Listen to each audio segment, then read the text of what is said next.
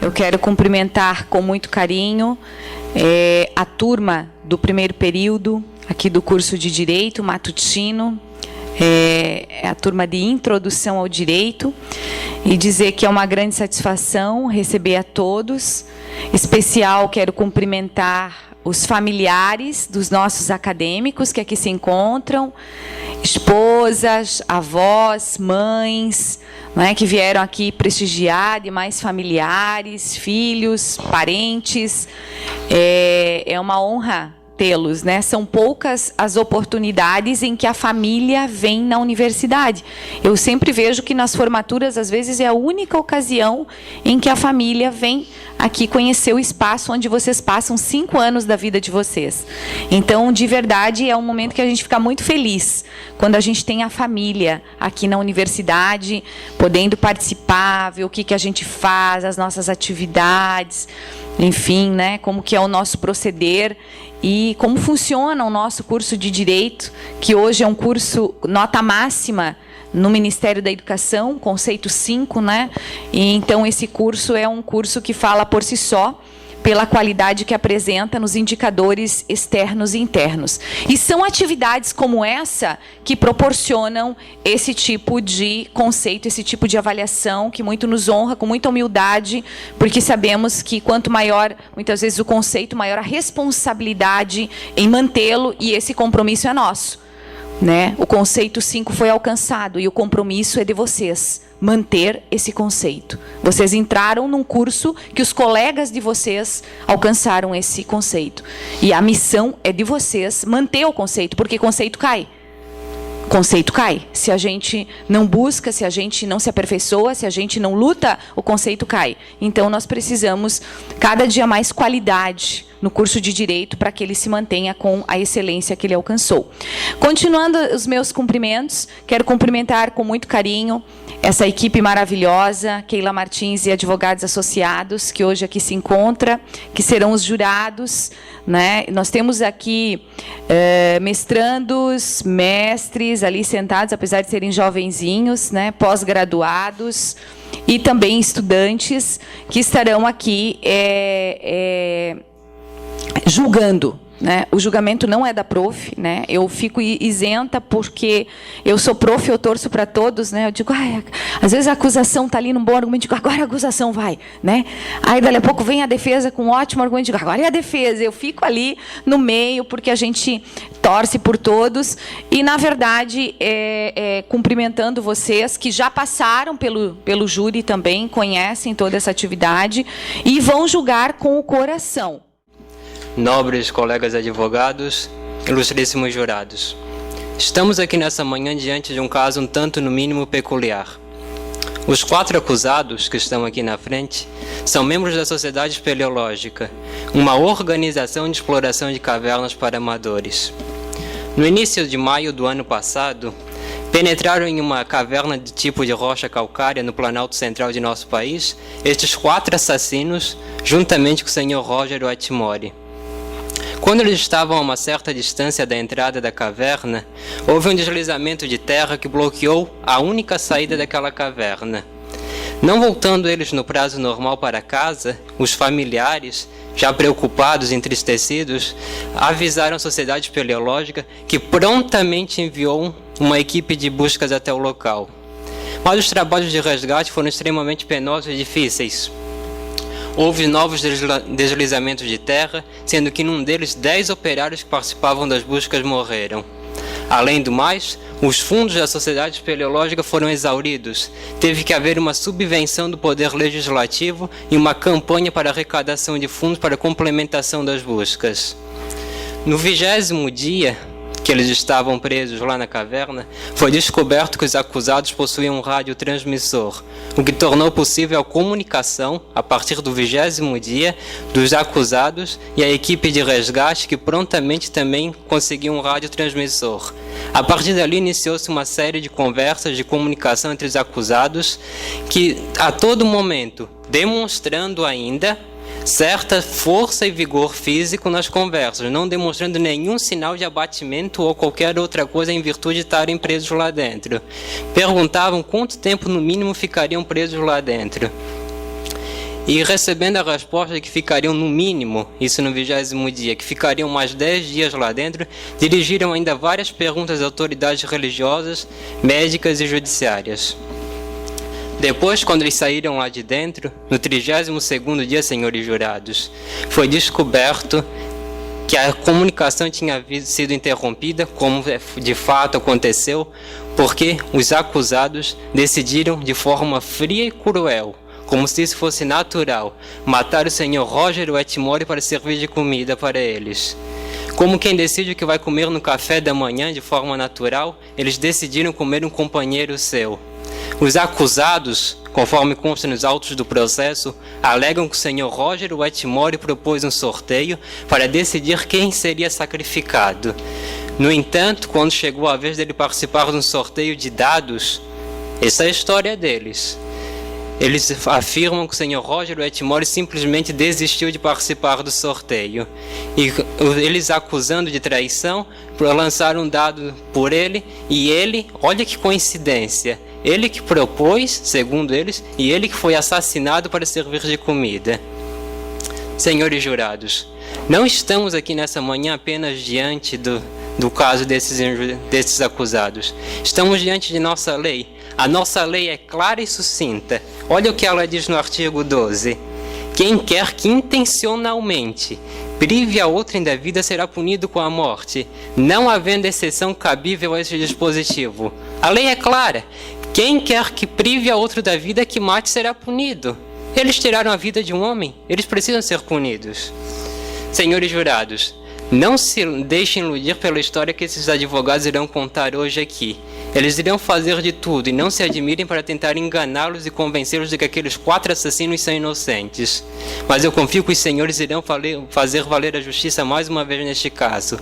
Assim como eles foram condenados em primeira instância e desmerecendo os méritos daqueles julgadores recorreram a esta corte, eles precisam ser punidos aqui também, para valer a justiça mais uma vez neste caso. Nada mais a declarar, meritíssima. Passamos a palavra aos demais promotores da acusação. Bom dia. Gostaria de cumprimentar a Vossa Excelência, senhores jurados, promotoria, advogados de defesa e todos aqui presentes. Primeiramente, peço-lhes a permissão para falar de um crime brutal, onde os acusados tramaram a execução de um homem, de um companheiro, para ser servido de alimento, na situação visível de canibalismo. Que direito tem um ser humano de tirar a vida de outro? Onde fica a consciência destas pessoas? A covardia no ato, senhores. A vida é um bem inalienável. Tirar a vida de outro, ainda que seja para sobrevivência, é homicídio.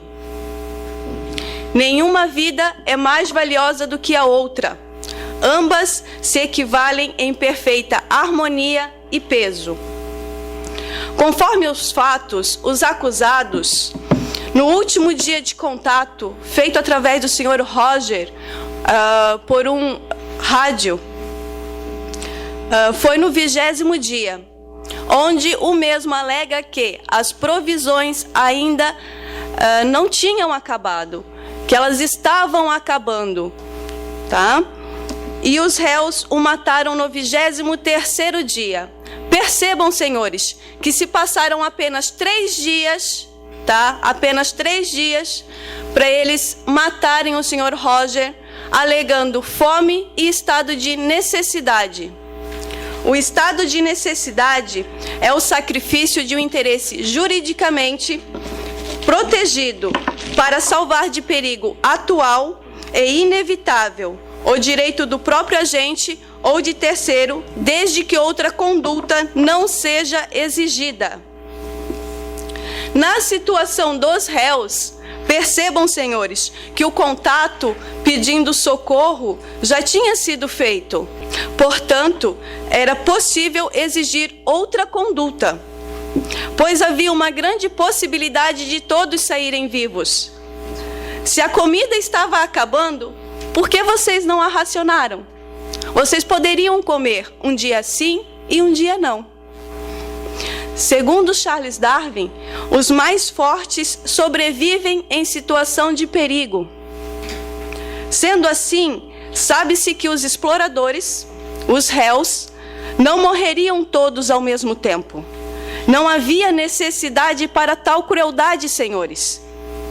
Poderia ter esperado que o primeiro viesse a falecer por inanição. E assim os outros se alimentariam. Aconteceria de forma natural. Mas assim não o fizeram. Estranho eles não terem pensado nisto, já que se tratam de pessoas com certo nível de intelecto. Como referência, nós temos também a tragédia dos Andes, onde um avião com 45 pessoas caiu em uma região gelada. E os sobreviventes também se alimentaram, também fizeram o canibalismo, né? Só que com uma diferença enorme. Eles só se alimentaram depois de 10 dias que eles já estavam sem se alimentar.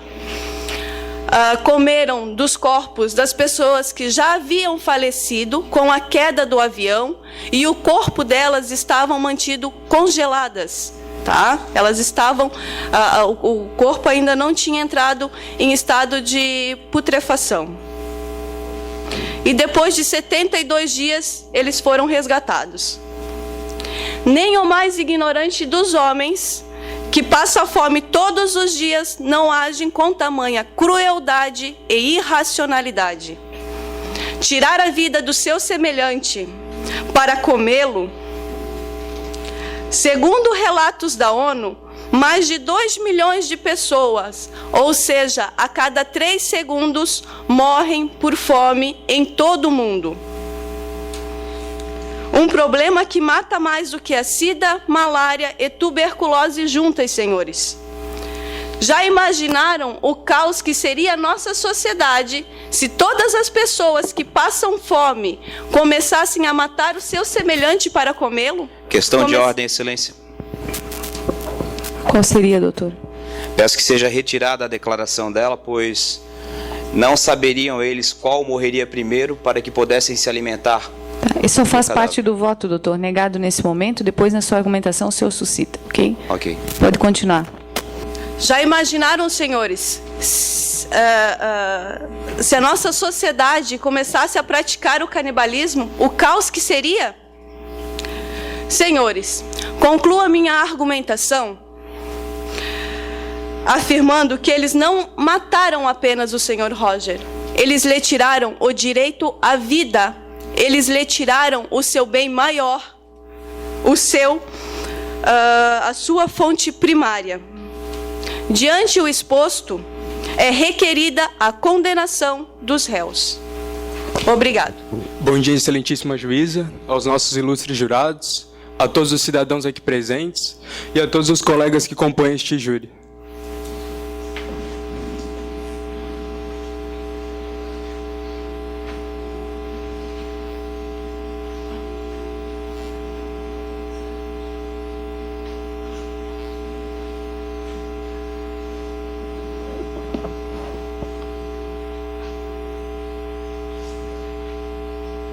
Acusação?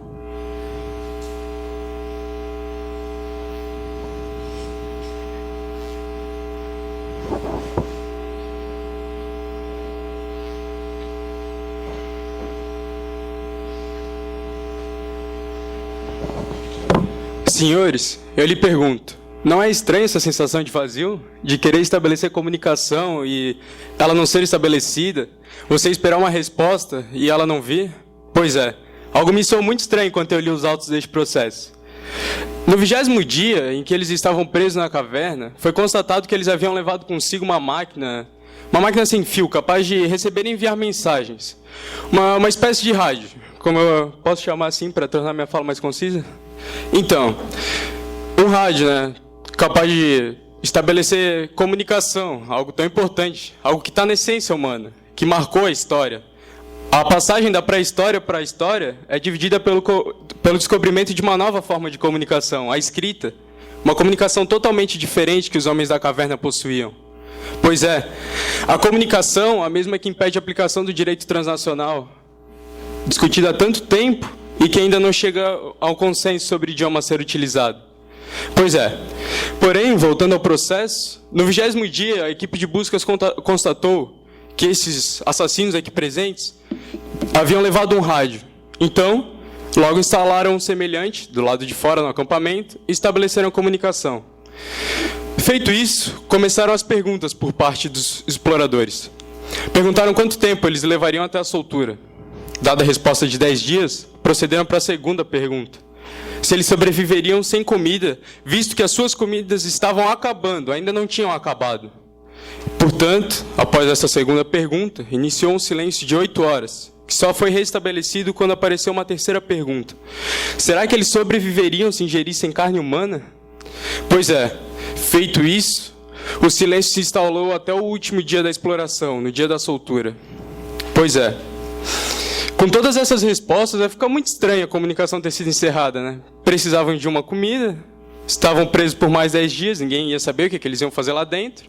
Então, com o alvo à vista, começaram a planejar a atrocidade que vocês cometeram naquela caverna. Pois é, o rádio foi muito útil. Útil até o ponto de terem muitas dúvidas. Quando obtiveram suas respostas, elas se tornaram apenas uma certeza. Roger seria morto e servido de banquete para ser devorado. Arrancaram a vida dele, o nobre homem. Como eles talvez farão, que irão persuadir vocês, não se deixem iludir. Mas eu pergunto, senhores, uma última dúvida. Se Roger saberia mesmo que ele seria morto, cruelmente, pois eles não dispunham de modos para matar de forma indolor, por que ele não convocou a sua família para uma despedida? Creio eu que se alguém fosse morrer dessa sala e tivesse a oportunidade de se despedir, queria confortar seu coração e o coração de sua família. Olhem para sua mãe, para sua mulher, ali sentadas. A tristeza em perder alguém tão importante, sem ouvir pelo menos uma palavra, um conforto, antes dessa pessoa tomar a eternidade.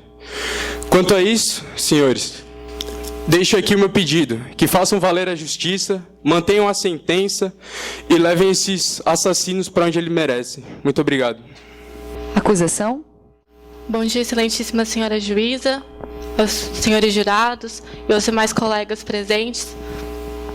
Eu gostaria, dando continuidade à tese da acusação, a dar voz aqui hoje àqueles que sofrem a cada dia mais que esses assassinos aqui julgados passam impunes.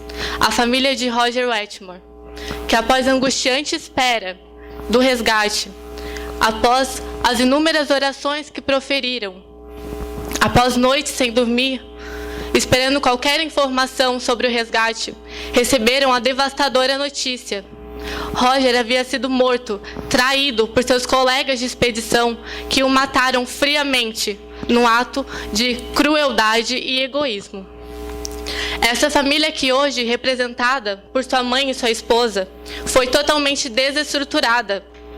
Não apenas emocionalmente, pela dor da perda de um homem que era bom, amável, um ótimo pai e marido, mas também financeiramente, pois era ele que provia o sustento do lar. A senhora Wetmore, que sempre se dedicou apenas ao cuidado do lar, foi obrigada por esses réus a ser responsável pelo sustento da casa. E a senhora Wetmore, devido às circunstâncias da vida, nunca teve possibilidade de se profissionalizar e obter uma carreira. E agora, apesar de seu tamanho esforço, a família tem passado dificuldades. E como me confessou a própria senhora Wetmore, correm o risco de perder a sua casa, pois todas as suas economias foram gastas no auxílio do resgate dos 5 indivíduos. 4 dos 5, 4 que mataram o seu marido. Mas sabemos que a senhora Wetmore gastou todas as suas economias no auxílio do resgate, esperando que Roger voltaria para casa e tudo regressaria ao normal. Sabemos que isso não ocorreu, senhores, devido à crueldade cometida por esses assassinos. Além desse drama financeiro, a senhora Wetmore tem cuidado dos filhos, que apresentaram mudanças drásticas de comportamento desde que perderam seu pai.